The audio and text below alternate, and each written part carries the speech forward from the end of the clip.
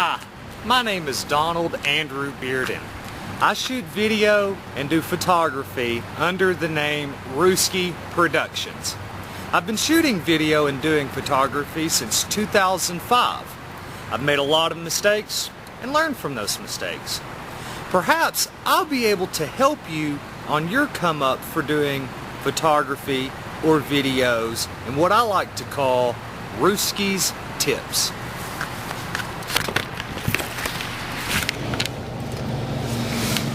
Alright guys, first off, to follow along with recent internet memes, we're going to do a driving video. I guess it's appropriate to give you a little background on myself. As I mentioned before, I've been shooting videos and doing photography since about 2005. These days, I do most of my work exclusively with Ohio and Arkansas hip-hop recording label Conspiracy Entertainment, LLC. That's conspiracyisthelabel.com or ricsout.com. A lot of the reasons people get into photography and subsequently videography is not only because it's a fun hobby and you get a lot of satisfaction out of your hard work, there's also a possibility that you can break bread and get paid. Some examples of jobs I've done to where I've gotten paid, aside from working with the record label. I've also shot weddings, I've done maternity pictures, and you may even be able to kind of compete with your community with people as far as things like holiday photography and school pictures and that kind of thing goes. You wouldn't believe how many people are willing to choose an amateur photographer based on price alone instead of going to a more known professional photographer who may end up charging them an arm and a leg.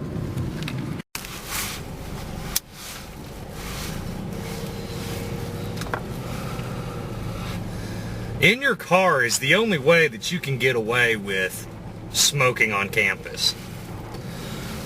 But moving along here, I guess that brings us to my first real tip on how to pursue your career as a photographer or a videographer. Don't quit your day job! I'm also a student!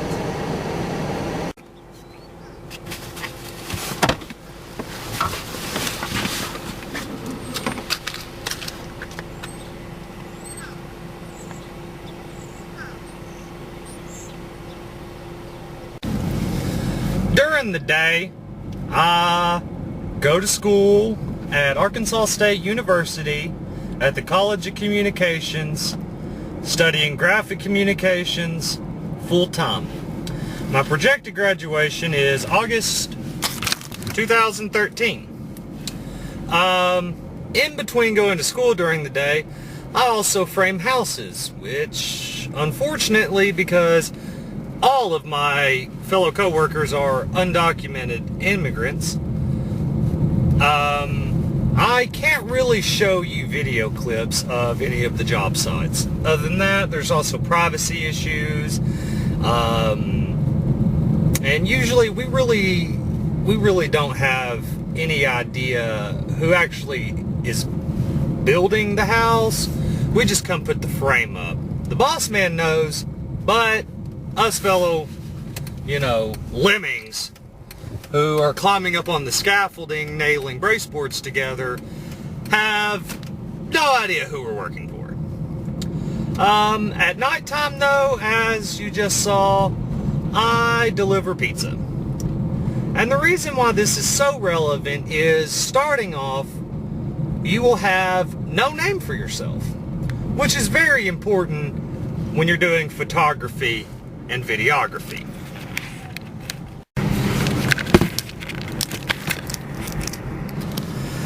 So that being said, if step one is to not quit your day job and to make sure that you are earning a living aside from your new hobby or pursuing your dream or forming your new photography or videography production business.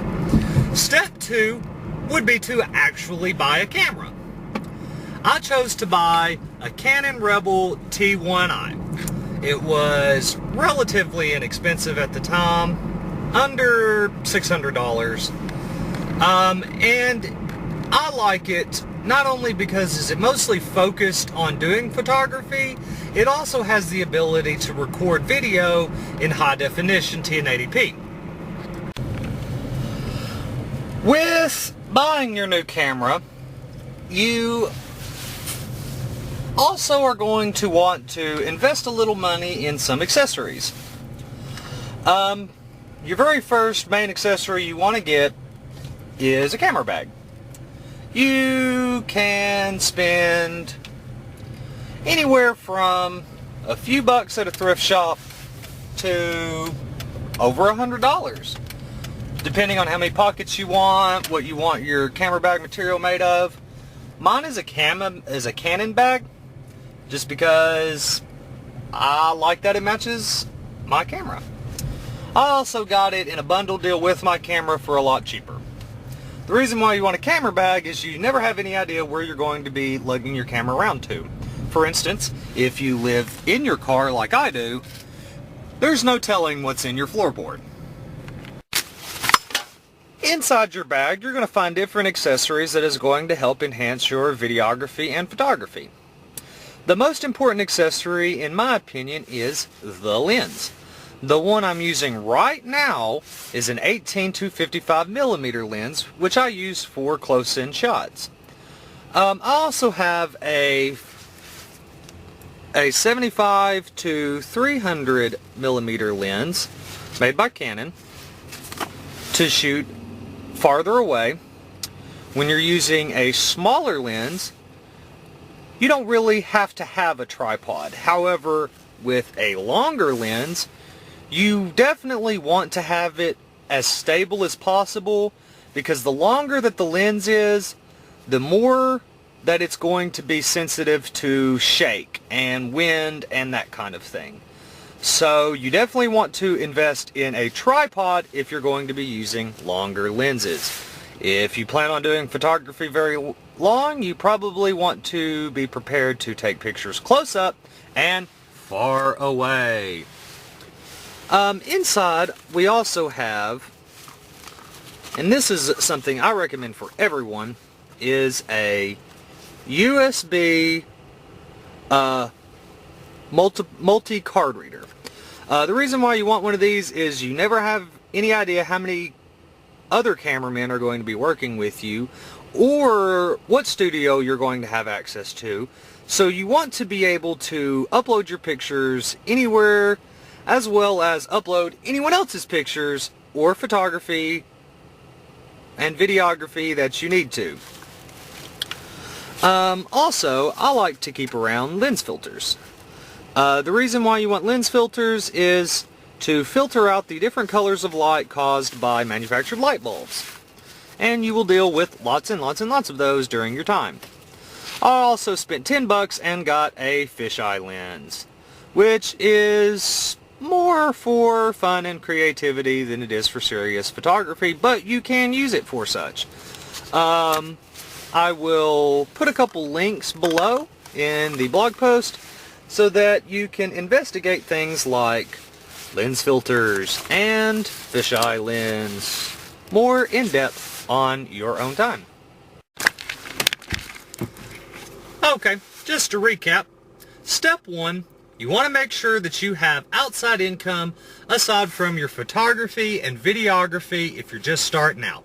You have no idea what kind of income your pictures and video are going to bring you, so you want to make sure that you rely on a fallback plan, because food in the tummy, clothes on your back, and a roof over your head are the #1 thing. Step 2 was to get accessories, equipment, and a camera, because you can't do video and photography without a camera. That leads us to step 3, which is taking pictures and shooting video. Now, this may sound complicated, but it can be. For instance, the number one tip that I have to give you in starting out shooting video and doing pictures is don't do free work. I've done it.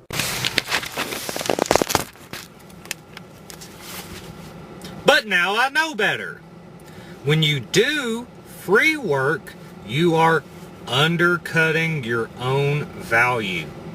I mentioned more about that below, but truthfully, just think about it this way.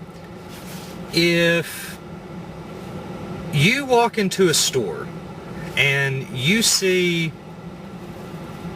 2 picnic tables that are wood, both of them are varnished, kind of nice, had a nice finish put on them, decorative, but one is $30.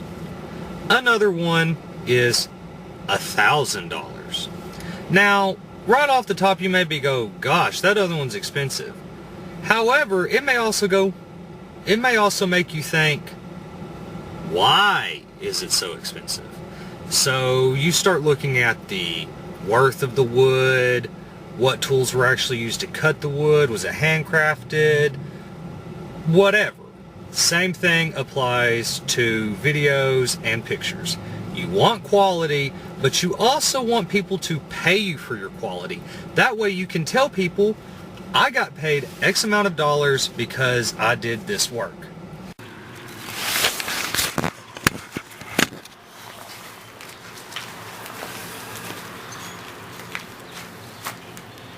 In short, whether you're spending your summers on the beach with your attractive friends, spending your parents' money and dual-wielding micro handycams, or you're working highway maintenance and doing wedding photography on the side, always remember to keep your cameras close, your inhibitions shallow, and get money.